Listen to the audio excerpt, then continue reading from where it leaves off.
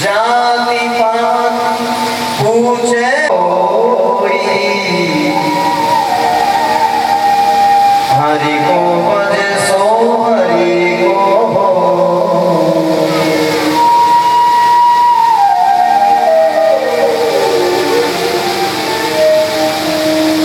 भगवान अभी दे नहीं कहते कि उच्च जाति वाला है तेरे को तो मिलना ही पड़ेगा, और तुम नीच जाति के हो मैं तुझे नहीं मिलूंगा। विदुर जी दासी पुत्र हैं और बिलनी जाति की विहीन है, और भगवान ने जिंदगी में उसके फल नहीं मिले। जो ईश्वर का भजन करता है राजन, ईश्वर उसी के बन जाते हैं।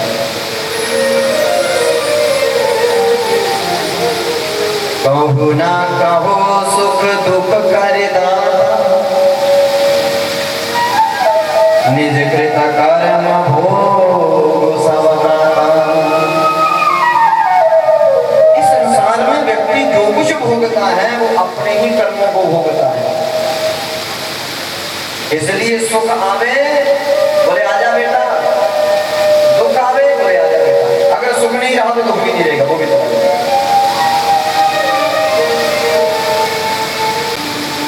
आदरणीय श्री सुखदेव जी महाराज वर्णन करते हैं कि परीक्षित,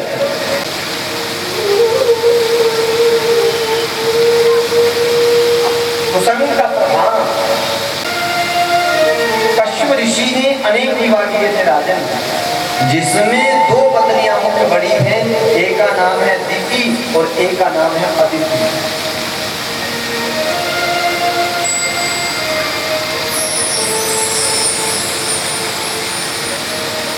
दीति का कुसंग प्रभाव हो गया। एक दिन संध्या काल के समय दीति ने आकर कश्यप ऋषि से कहा, ऋषिवर सबकी रानियों के सब के जहां पे पुत्र हैं, मेरे घर में पुत्र कोई नहीं है, मुझे भी संतान चाहिए। बोले देवी समय की प्रतीक्षा करो। बोले नहीं, मुझे आज ही संतान चाहिए। काम में वशीभूत होकर बहुत रोका, जब नहीं रुके काम का प्रयोग करना। काम शांत हुआ, क्षमा मांगने लगी, मुझसे भूल हुई। कश्यप जी ने कहा देवी तूने संतान मांगी थी, संध्या काल का समय था, उचित नहीं था। जाओ संतान तो मैं एक कह रही, तेरे घर में दो होंगे पर दोनों ही बालक दुष्ट होंगे। समय और काल का ध्यान नहीं था ना, तूने मर्यादा को पता है।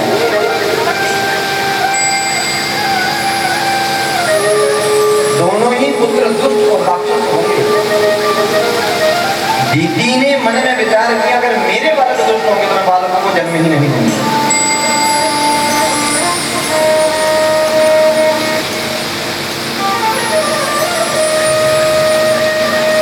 दीदी के गर्भ में बालक हैं और बालकों को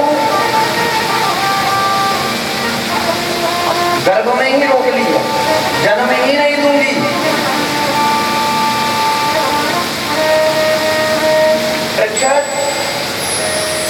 ये बालक कौन आ रहे हैं? एक बार ब्रह्मा जी के मानसिक पुत्र चार, सनक सनंदन सनातन संत कुमार भगवान को मिलने के लिए गए। वैकुंठ में प्रवेश द्वार पर ही जय विजय नाम के द्वारपालों ने रोक लिया।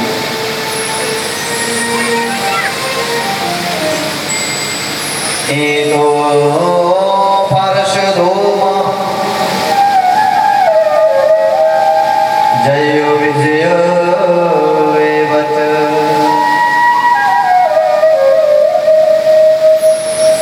कृतार्ति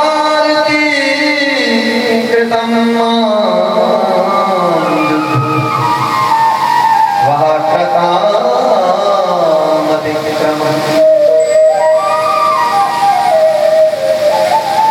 जय विजय नाम के द्वारपालों ने रोका, अंदर नहीं जा सकते।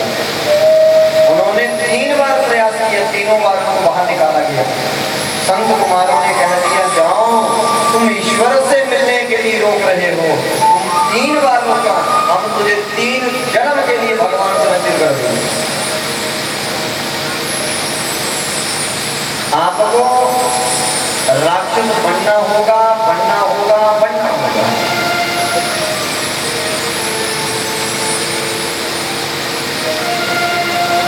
इसलिए एक जन्म के लिए हिरण्याक्ष हिरण्यकश्यप को बनना पड़ेगा।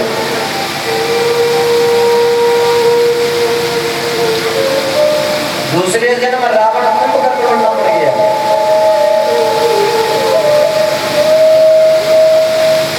और तीसरे जन्म कंस और शिशुपाल बनना पड़ेगा। गलती का एहसास हुआ, संतों ने कह दिया, संत कृपा के पास बोले जाओ, जाना तो आपको जरूर पड़ेगा, और 3 जन्म के लिए भगवान ही तुझे उद्धार कर देंगे, और तीसरा जन्म होते ही तुम पुनर्वास बन जाओगे। परंतु गलती का दंड तुझे जरूर बोलो ना, जय श्री कृष्ण।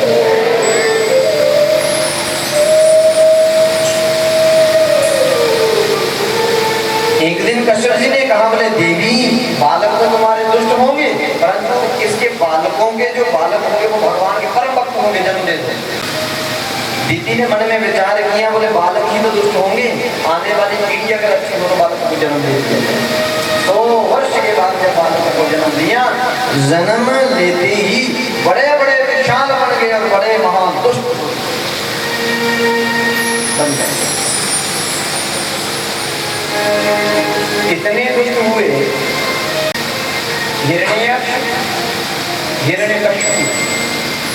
हिरण्ययक्ष इतना बलशाली हुआ, एक दिन रसातल में पृथ्वी लेकर भाग गया।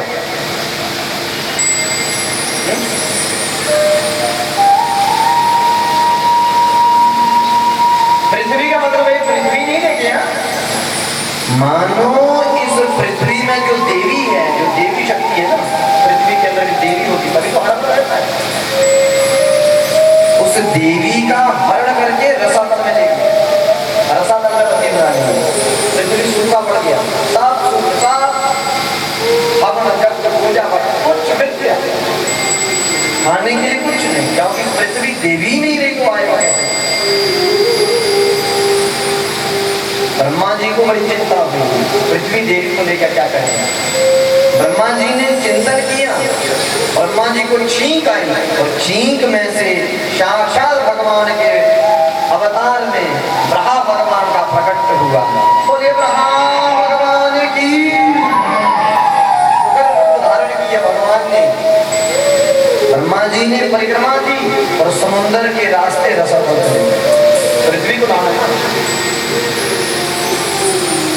इधर से हिरण्ययक्ष आकाश मार्ग पर घूम रहा, गरज रहा। सजनों, रास्ते में नारद जी मिल गए। हिरण्ययक्ष का इधर आ। नारद जी बोले क्या बात कहा, क्योंकि भली है भाई, ताकत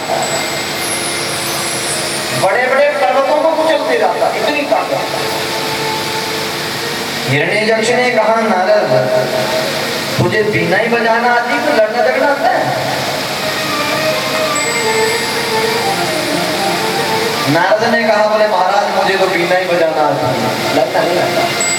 बोले आज मेरा मन कर रहा है कि मैं लड़ूं, जा तो मेरे से दोनों हाथ कर, और नहीं तो किसी से दोनों हाथ का। तुझे लड़ना आता कि नहीं आता?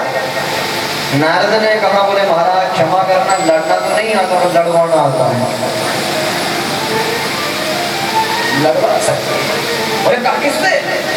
बोले तुम बाहर ढूंढ रहे हो लड़ने के लिए, तुम्हारे अपने घर में एक व्यक्ति चोर घुस गया, उससे जाकर झगड़ा कर, और तुम क्या कह रहे हो कि मुझे खुजली हो रही है, जरूरी लड़ना? बोले हाँ खुजली हो रही है।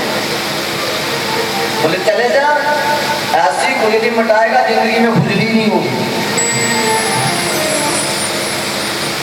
हिरण्ययक्ष भागा भागा गया रसातल। मेरे भगवान ब्रह्मा भगवान पृथ्वी को नोक पर लेकर वापस आ रहे थे, इससे में हिरण्ययक्ष ने गर्जना की,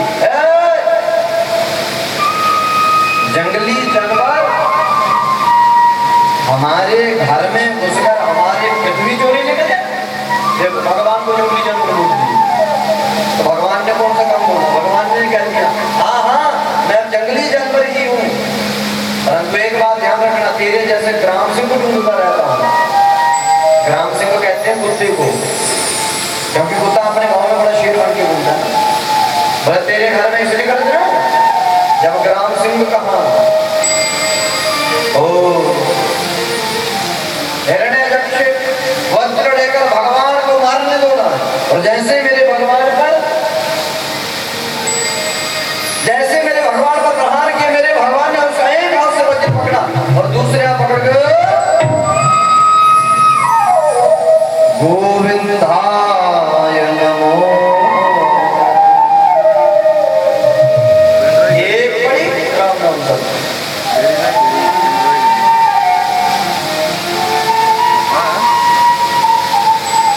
परंतु पृथ्वी देवी को घमंड हो गया। पृथ्वी देवी को घमंड क्यों हुआ? देखा मेरे बिना भगवान का काम नहीं चलता, और मेरे को ले जाने के लिए कितना कुछ करना पड़ता। भगवान ने सोचा लो अब इसका घमंड थोड़ा इसको हो गया। यही तो झंझट है। एक बार ना जी बाली पूजा कर रहा था, तो रावण ने आकर गर्जना की। बाली को क्रोध आया और बोला पूजा तो नहीं छोड़ूंगा, मैं गर्जना भी नहीं, तो गर्जने भी नहीं दूंगा। पूजा करते करते रावण को पकड़ा, भैया के नीचे दबा लिया, पूजा कर। रावण ने पूरी ताकत लगा ली, पर बाली की बाजू से निकल नहीं पाया। जब रावण का घमंड टूटा तो रावण ने रोना प्रारंभ कर दिया, क्षमा कर दो, क्षमा कर दो, कभी गलती नहीं करूंगा, क्षमा कर दो। अब बताओ ना हुजूर बांधो, जो आदमी क्षमा मांग रहा हो उसको छोड़ देना चाहिए कि नहीं? बोलो। रावण रो रहा है, उसको छोड़ दो। क्यों? बोले रावण का घमंड टूट गया। बोले रावण का तो टूटा, अब बाली को हो गया। बाली ने सोचा पूजा कर दी। बोले कि मैं जब दुनिया को बताऊंगा, रावण मेरी बाजू के नीचे रो रहा था, तो कोई मानेगा ही नहीं, और जब मानेगा नहीं तो मुझे दुख होगा। तो इसलिए दुख देना क्यों है? 6 महीने छोड़ा ही नहीं, क्योंकि मुझे बताने की जरूरत है, खुद ही देख लो, देखो रावण हो रहा है। और ऐसा कमांड हुआ बाली को, 6 महीने जहां भी जाए रावण को संग लेकर जाए।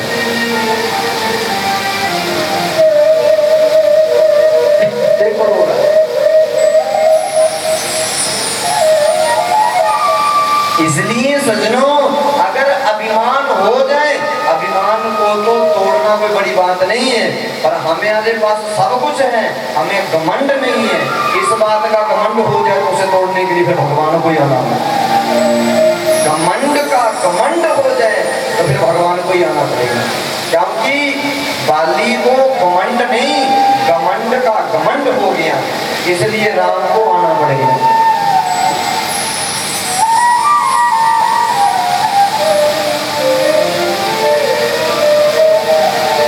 पृथ्वी देवी को अभिमान हो गया, मेरे बिना भगवान का काम नहीं चलता। भगवान ने कहा लो जी, अब इसका घमंड हो गया, इसे अभिमान हो गया। तो भगवान गए तो समुद्र के रास्ते, फिर भगवान को अपना रूप बदलना पड़ गया। भगवान गए समुद्र के रास्ते, और जब वापस आए पृथ्वी को लेकर यमुना जी के किनारे श्री धाम वृंदावन से बाहर निकले। बोले वृंदावन बिहारी यमुना जी के किनारे से बाहर निकले, पृथ्वी ने क्या देखा? एक सुंदर बगिया है, बगीचा है, तुलसी का वन है। पृथ्वी ने कहा प्रभु मेरे जाने के बाद तो सब कुछ सूख जाता है, ये बगीचा हरा भरा कहां से रह गया? भगवान ने कहा बोले बगीचा मत बोलना। बोले तो? बोले मेरा घर है, ये मेरा घर है।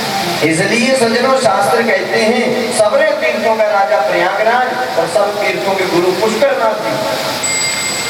एक बार प्रयागराज ने भगवान से कहा बोले प्रभु अगर ऐसा ही अपमानित करना था तो तीर्थों का राजा क्यों बनाया? बोले क्यों?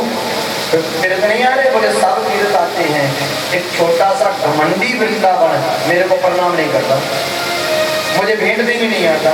भगवान ने मुस्कुरा कर कहा बोले तीर्थराज मैंने तुझे तीर्थों का राजा बनाया है, अपने घर का राजा नहीं बनाया। इसलिए सज्जनों, वृंदावन को तीर्थ बोलकर उसका अपमान होता है, उसका अपमान न करें। वो वृंदावन है, उसे राधा रानी सरकार बोल दीजिए, श्री धाम बोल लीजिए, गोलोक धाम बोल लीजिए, वृंदावन बोल लीजिए, तीर्थ ना कहिए, वो भगवान का घर है। तेरे रहने से मेरे को लाभ नहीं मिलता और तेरे चले जाने से मेरे को नुकसान कोई नहीं होता। तब पृथ्वी का घमंड टूट गया, भगवान का काम तो मेरे बिना भी चलता है।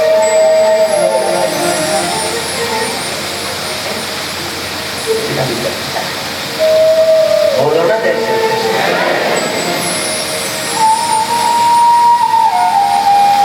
धीरे मोहे